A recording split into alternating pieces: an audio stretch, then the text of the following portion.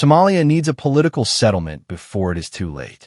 With no agreed path to elections, a collapsing transition process, and rival claims to constitutional legitimacy, Somalia risks sliding into deeper political fragmentation. Somalia is entering one of the most dangerous moments in its recent history without an agreed path towards elections or a political transition. The United States and United Kingdom-led talks between the government and the opposition collapsed on May 15th, the date on which President Hassan Sheikh Mohammed's original four-year term was due to expire, leaving the legitimacy of key federal institutions under serious strain. Justin Davis, the U.S. charge d'affaires to Somalia, and the UK's ambassador, Charles King, have been trying to persuade political leaders from both sides to reach an agreement on a political transition roadmap. Their failure leaves the country without an agreed way forward at the worst possible time. Since 2008, Somalia has frequently been ranked as one of the world's most fragile states. Under President Mohammed's leadership, the country is now facing a political deadlock that threatens its survival. This crisis is unfolding amid insecurity, humanitarian distress, economic fragility, widespread corruption, and shifting geopolitical rivalries. At the heart of the crisis is the contested nature of the Somali state itself. Somaliland seeks independence, while Puntland and Jubaland have broken ties with the federal government. Al-Shabaab controls significant parts of the country and key roads.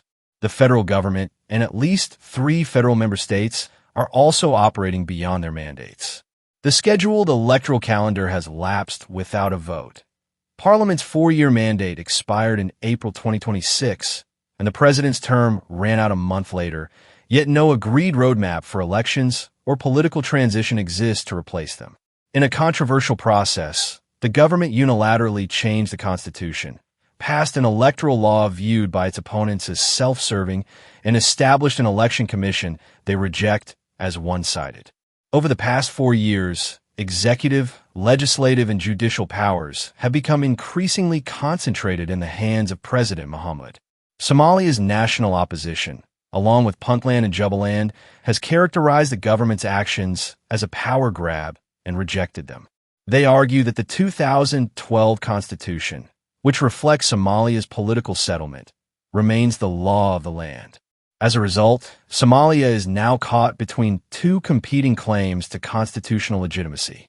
For its part, the government maintains that it is advancing a democratic goal long sought for Somalia, a move from indirect clan-mediated selection to one-person, one-vote elections, and that the constitutional amendments extending the presidential term from 4 to 5 years were lawfully approved by Parliament. Universal suffrage and party-based politics remain a distant aspiration for Somalis. Acknowledging this reality, both the government and the opposition continue to accept the clan-based power-sharing system. However, they disagree on how members of parliament representing clans should be selected at the state and federal levels. The government seeks a 1-year term extension and proposes an electoral system for clan representatives that critics say would help it maintain its hold on power. The opposition, by contrast, advocates an improved indirect election process through which clans would choose their representatives. This political rupture is unfolding in a country already facing severe security and governance challenges. Although security in the capital has improved, widespread violence persists, particularly in south-central Somalia. According to the ACOL database, national fatalities reached a record high in 2025, and Al-Shabaab is responsible for the large majority of conflict deaths recorded over the past 2 decades. During the current administration's 4 years in office, the same data points to tens of thousands of deaths nationwide, primarily concentrated in Banadar, Lower Shabelle, Lower Juba, and Huron. The crisis is also taking place against a worsening humanitarian and economic backdrop. Despite the arrival of rains across the country, humanitarian agencies warn that millions of Somalis are food insecure. International humanitarian efforts are struggling to raise funds to assist those affected by poverty, displacement, and conflict. Foreign aid has been declining since the Trump administration dismantled USAID in 2025, while Somalia's domestic revenue to GDP ratio remains in the low single digits. Concerns over the viability and affordability of the state have led many to look towards a resource-based economy, particularly as Turkey expands its involvement in Somalia's oil and fishery sectors. Corruption has further weakened public trust in state institutions. According to the Corruption Perceptions Index, Somalia has consistently ranked among the most corrupt countries in the world over the past decade. Widespread corruption has undermined almost every aspect of governance. The government approach to land management has deepened these concerns, with critics accusing it of forcibly evicting people who occupied public lands during the war and selling some of these lands to merchants without due process. Many citizens with legal documents from previous governments have also lost their homes. These domestic pressures are being sharpened by regional and global rivalries. Somalia is struggling to navigate intensifying competition in the Horn of Africa, the Gulf of Aden, the Red Sea, and the Western Indian Ocean.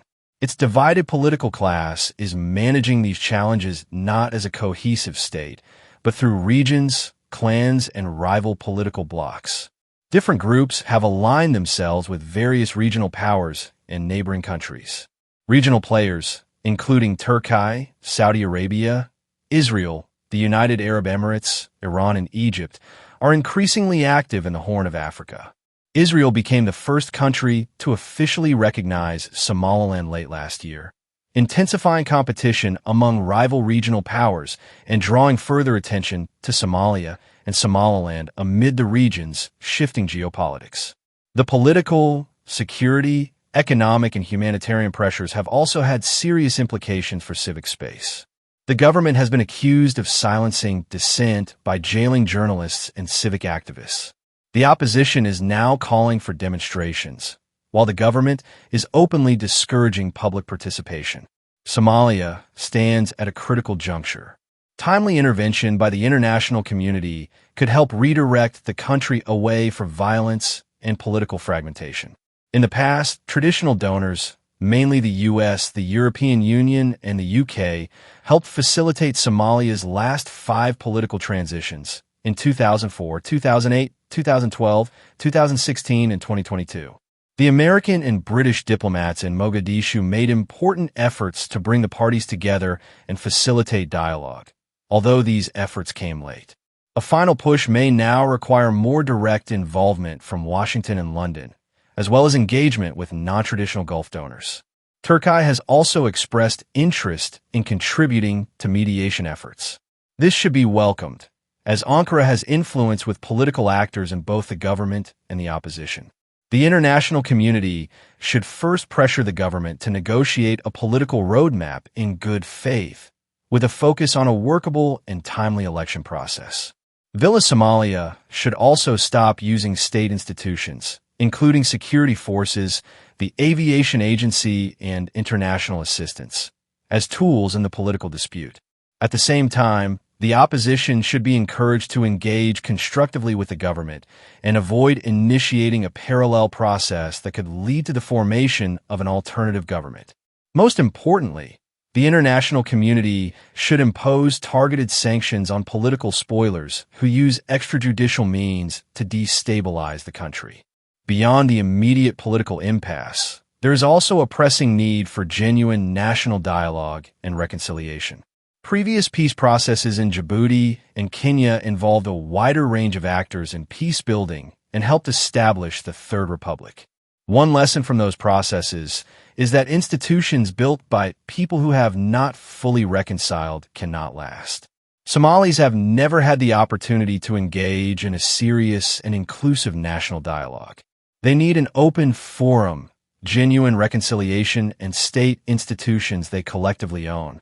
Somalia is on the brink of political disintegration, but it remains at the prevention stage. That is precisely why the broader international community must act now, as it has in the past. There is still time to guide Somalia away from a self-destructive path and safeguard decades of investment in state building and peace building.